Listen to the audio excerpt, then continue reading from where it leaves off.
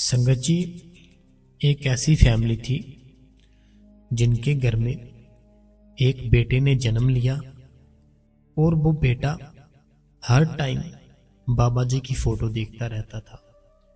जब भी उसको किसी ने देखना, उसने सिर्फ और सिर्फ बाबा जी की फोटो ही देखते रहना, किसी की ओर नहीं देखता था वो। तो आज की साखी में संगत जी हम जानेंगे सारी बात जो भी इस बच्चे की थी।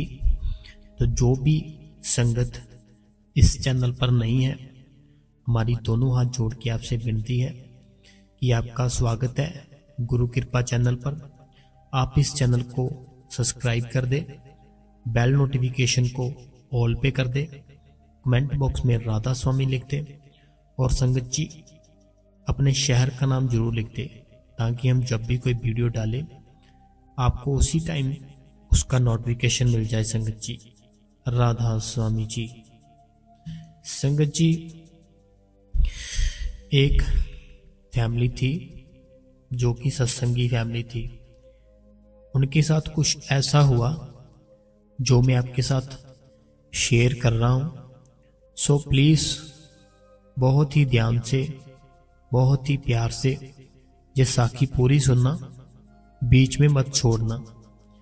संगत जी, जो इनका बेटा था, अभी सिर्फ इसको 2-3 मंथ ही हुए थे और ये हर टाइम बाबा जी की फोटो देखता रहता।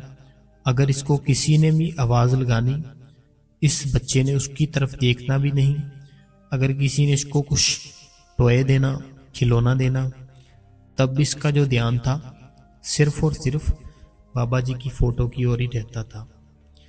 और ये जो फैमिली थी, सत्संगी फैमिली, इन्होंने नोटिस किया कि ये जब से हुआ है, जिसको 2-3 मंथ हो गए हैं हमारे घर पर आए, ये किसी की ओर देखता ही नहीं है।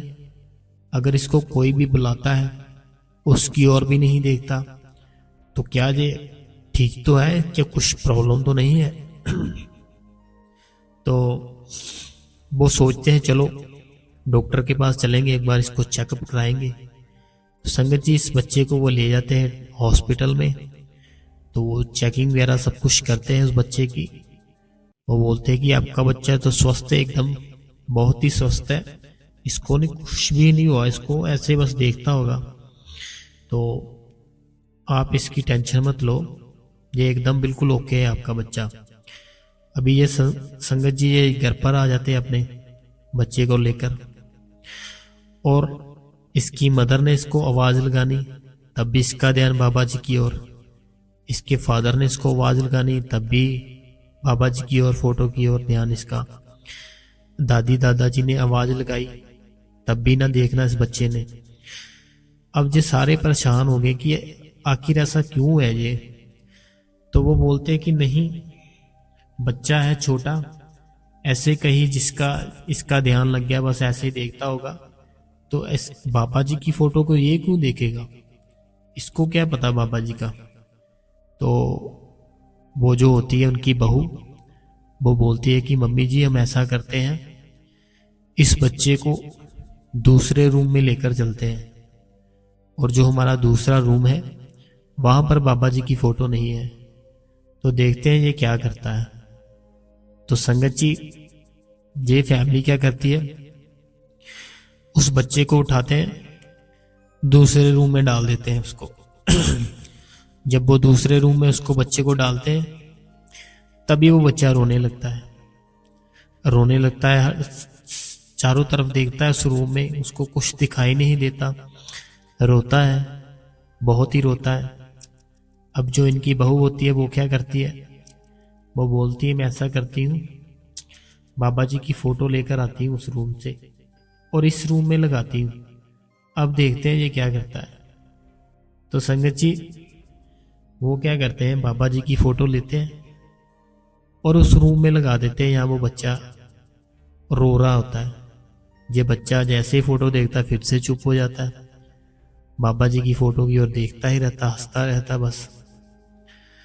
अब ये सोचते संगत जी फैमिली कि आखिर इसको हुआ क्या है, हमें कुछ समझ में नहीं आ रहा।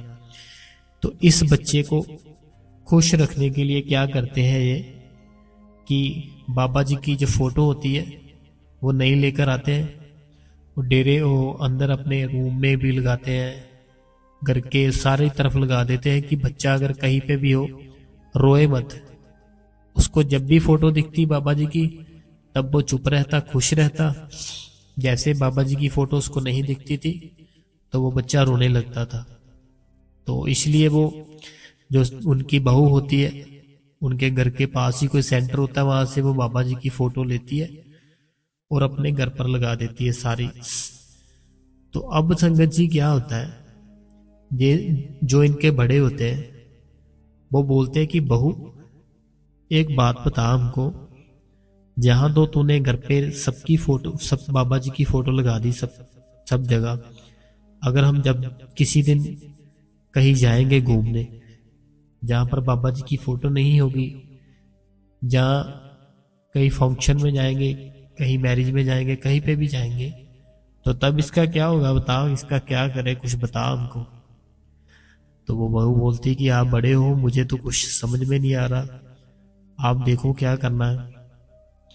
तो वो बोलते हैं कि अभी इनका हल जो है आपके बच्चे का वो बाबा जी ही कर सकते हैं, बाबा जी ही बताएंगे कि क्या हुआ है क्या नहीं हुआ, मुझे तो कुछ समझ में नहीं आ रहा, ना हमको कुछ समझ में आ रहा है। तो संगत जी ये फैमिली डिसाइड करती है कि हम रिक्वेस्ट करेंगे सेक्रेटरी साहब से कि बाबा जी से मिलने दिया जाए।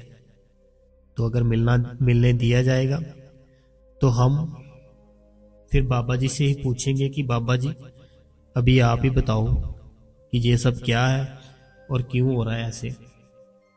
तो वो संगत जी डेरे में जाते हैं, बच्चे को ले जाते हैं साथ में।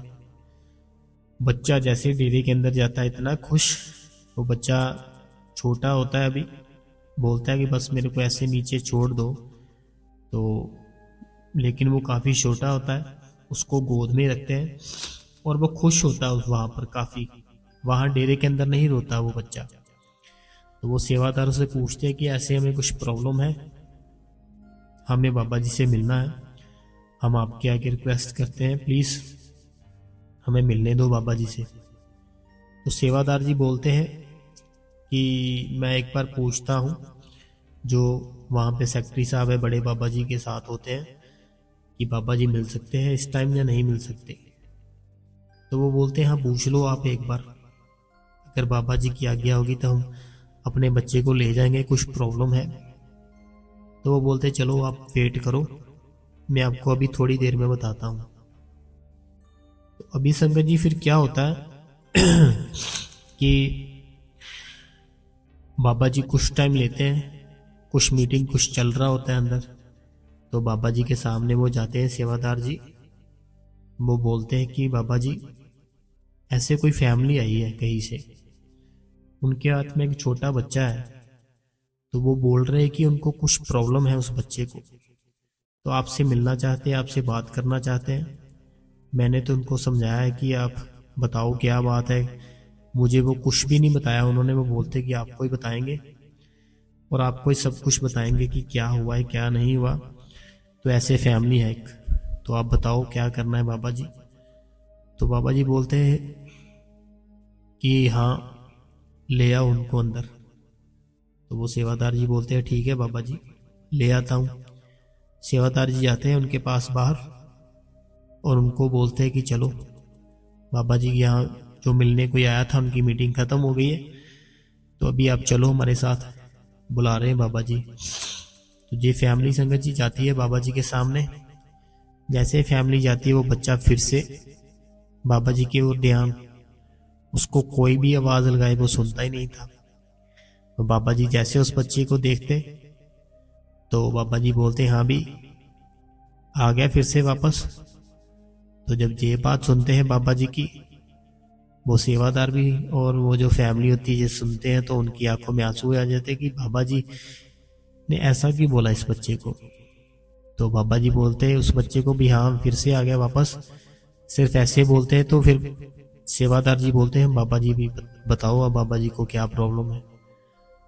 तो वो जो उनके घर में बड़े होते हैं जो बाबा जी से बात करते हैं कि बाबा जी, जब से इसने जन्म लिया है हमारे घर पे, तो ये सिर्फ और सिर्फ आपकी फोटो को ही देखता रहता है। और जिस दिन इसको कहीं कोई ले जाता है, ये हर टाइम रोता ही रहता है, रोता ही रहता है, चुप नहीं होता। फिर से आपकी फोटो दिखाती पड़ती है, फिर ये चुप होता है। और हम इस बात से कुछ परेशान है, टेंशन में है कि ये इसका क्या होगा। अगर हमें कहीं जाना पड़ता है तो हमें इसकी टेंशन होती है। तो बाबा जी बोलते हैं कि ये सब पिछले कर्मों की बात है, इसलिए ऐसा होता है।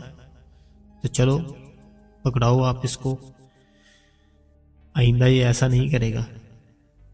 तो संगत जी, वो उसकी जो फैमिली वाले होते हैं उस बच्चे को बाबा जी को पकड़ा देते हैं। और जो वो बच्चा होता है बहुत ही हंसता है, बहुत ही खेलता है बाबा जी के साथ। अभी बिल्कुल छोटा ही होता है, बाबा जी से खेलता है, हंसता है। तो बाबा जी बोलते हैं अपने सेवादार को कि जो उनका ड्राइवर होता है उनको आवाज़ लगाओ, वो गाड़ी लेकर आए। तो सेवादार जी बोलते हैं ठीक है बाबा जी। तो सेवादार जी बाबा जी के ड्राइवर को आवाज़ लगाते हैं कि गाड़ी लेकर आओ, यहाँ पे बाबा जी बुला रहे हैं। वो ड्राइवर बाबा जी की कोठी में ले आता है गाड़ी, साइड पे यहाँ पे लगाई होती है उसने। तो बाबा जी उस बच्चे को साथ लेते हैं, बोलते हैं कि डेरे में ना ऐसे थोड़ा सा घूम के आना है बस, तो 5-10 मिनट घूमना है, तो घुमाकर फिर यहीं पर गाड़ी लगा देना आप। तो संगत जी, जो ड्राइवर जी होते हैं बाबा जी के, बोलते चलो ठीक है बाबा जी। वो डेरे के अंदर ही थोड़ा थोड़ा घुमाते हैं उस बच्चे को। तो डेरे के अंदर काफ़ी कभी इधर कभी उधर, बाबा जी साथ ही, और फैमिली उनकी बाहर ही वहाँ वेट करती है। बाबा जी बोलते हैं मैं अभी आ जाऊँगा, आप यहीं रुको। तो उनकी फैमिली वहीं पर रुकती है। तो वो जो बच्चा होता है वो बाबा जी साथ लेते, उसको डेरे के अंदर का चक्कर लगाते हैं सारा। और फिर संगत जी क्या होता है, थोड़े से टाइम बाद वो बच्चे को लेकर बाबा जी आ जाते हैं उनकी फैमिली के पास। और जो बच्चा होता है उनको दे देता है। और वो बाबा जी बोलते हैं जे लो, अब नहीं ये कभी भी कोई भी प्रॉब्लम करेगा, अब ये बिल्कुल ठीक हो चुका है, इसकी जो इच्छा थी वो पूरी हो चुकी है, तो अब आप इसकी टेंशन मत लो। तो वो घर वाले बोलते हैं ठीक है बाबा जी। तो सेवादार जी भी बोलते हैं कि बाबा जी क्या हुआ क्या था इसको। तो वो फैमिली वाले भी जिद करते हैं कि बाबा जी बताओ तो सही कि आखिर हुआ क्या था, क्या प्रॉब्लम थी।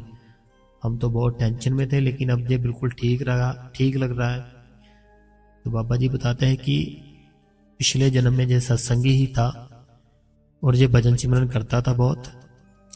जब भी ये भजन सिमरन करता था, ये हर टाइम एक ही इच्छा रखता था कि कोई ऐसा टाइम आए जब मैं डेरे के अंदर गाड़ी में घूमूं और बाबा जी मेरे साथ हो।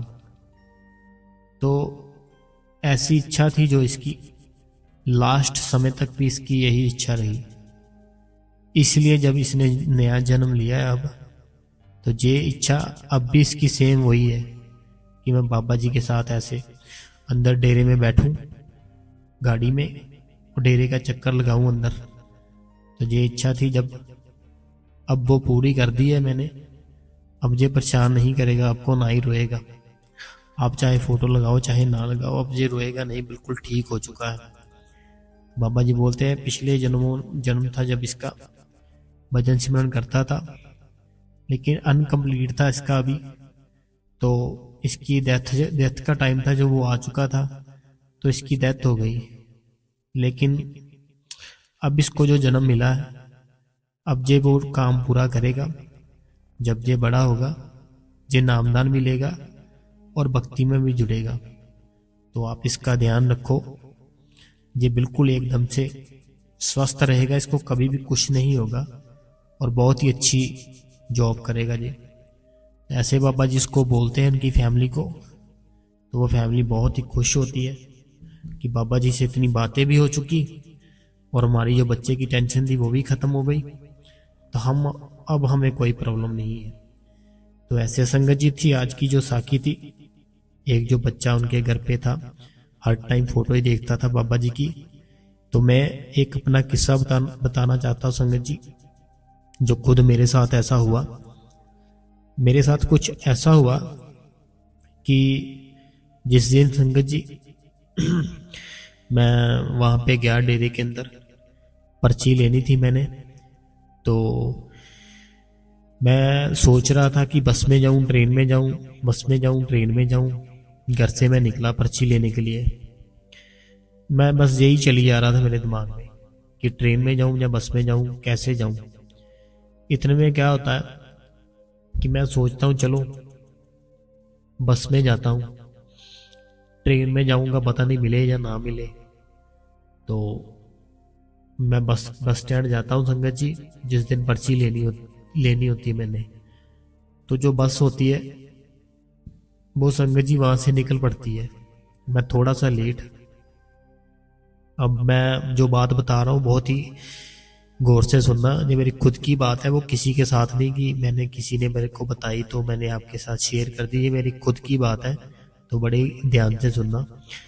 तो मेरे को इतना चाह था उस दिन की पर्ची मिलनी है इनामदान की, तो बस फटाफट मैं उड़ के चला जाऊं डेरे के अंदर। तो जैसे ही संगत जी बस स्टैंड पहुंचा, मैंने बस का पता किया। तो वो बोलते वो तो निकली अभी सिर्फ 5 या 7 मिनट ही हुए। इधर उधर मैंने देखा, मेरे को दिखी नहीं। तो मैंने फिर बोला उनसे कि अभी नेक्स्ट कब आएगी। वो बोलते कि अभी लगेगा टाइम। तो मेरे को उस दिन इतना डर लगा कि मैं सोचा कि आज पर्ची मिलनी थी, कितने समय से मैं वेट कर रहा था, तो पता नहीं अब क्या होगा मेरे साथ। तो हुआ कुछ ऐसे, इतने में मेरे कुछ दोस्त थे, वो भी डेरे में ही जा रहे थे। तो डेरे में जा रहे थे, उनकी जो गाड़ी थी, उनकी गाड़ी में 2 लोग बैठ सकते थे, इतनी जगह थी उनकी गाड़ी में। वो मेरे को बोलते क्या हुआ इतनी सुबह यहाँ क्या कर रहे हो। तो मैंने उनको बताया कि मैं ऐसे डेरे में जाना है, तो मैं बस निकल गई है, बस की वेट कर रहा हूँ। तो वो बोलते जल्दी आ जा, हम डेरे जा रहे हैं, बैठ जल्दी। फिर मैं संगत जी उनके साथ बैठा। तो उनको मैंने पूछा अब क्या हुआ, किधर से जा रहे हो। तो वो बोलते कि ऐसे ना, हमने रात को प्लान बनाया था डेरे जाने का, तो इसलिए हम डेरे जा रहे थे। तो ऐसे उधर कुछ जाम लगा हुआ था जिस रास्ते से हम जाना था। तो हमने इस सुबह सुबह हमने सोचा इधर नहीं कुछ रश होगा, ट्रैफिक नहीं होगी, तो इसलिए हमने इधर से अपनी गाड़ी निकाल ली। तो देख ले बाबा जी की दया में कि तुम मिल गए हमें, नहीं तो बस पता नहीं कब आती। तो ऐसे संगत जी मैं उनके साथ बैठा, डेरे के अंदर चला गया मैं पर्ची लेने के लिए। तो ऐसे मेरे पे दया मेहर की बाबा जी ने कि जो बस आनी थी मेरी, वो पता ही नहीं कब आनी थी कब नहीं, मुझे टेंशन हो रही थी, और बाबा जी ने कैसे उनको भेज दिया। अब संगत जी क्या होता है, जैसे मैं डेरे के अंदर पहुंचता हूँ तो जहाँ से पर्ची मिलनी थी ना, वो लाइन काफ़ी लंबी लगी हुई थी। तो लाइन बहुत लंबी थी, तो मैं पीछे खड़ा था। एक बुजुर्ग अंकल थे, बहुत ही टाइम से मेरी ओर देखी जा रहे थे, बुजुर्ग थे काफ़ी वो। तो मेरी ओर देखी जा रहे थे। तो मेरा दिल किया उनसे बात करूं, उनसे पूछूंगी अंकल जी क्या हुआ, कुछ चाहिए आपको या कुछ कोई बात है बताओ। मैं गया उन अंकल के पास। तो मैंने बुलाया अंकल जी को, राधा स्वामी अंकल जी। उन्होंने भी बुलाया मेरे को, राधा स्वामी बेटा। तो वो बोलते हाँ कहाँ से आए हो। तो मैंने अपने शहर का नाम बताया, मैं क्या इधर से आऊँ मैं। तो वो बोलते कि क्या करने आए हो। मैं उनको बताया मैं पर्ची लेने आया हूँ। तो वो बोलते अच्छा विश्वास है। मैं उनसे अंकल जी से कहा विश्वास है तो इसीलिए मैं पर्ची लेने आया हूँ। तो वो बोलते चल ठीक है, आजा बैठ जा मेरे पास 5 मिनट। मैं संगत जी सच जाना उनके पास बैठा, मुझे बहुत ही अच्छा लगा। तो हुआ कुछ ऐसे वो बोलते कि तूने क्यों लेना है नामदान।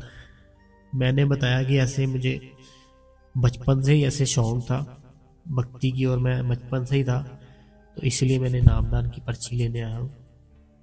तो वो बोलते चलो ठीक है, कोई बात नहीं, पर्ची मिल जाएगी, लेकिन आपने ये डिसाइड कर लो कि कभी भी कुछ गलत मलत नहीं खाना, कोई नशा नहीं करना, कोई हक हलाल की जो कमाई वो करनी है, बाहर का कुछ कुछ भी नहीं करना। ये सोच लो पहले, फिर पर्ची की लाइन में लगना।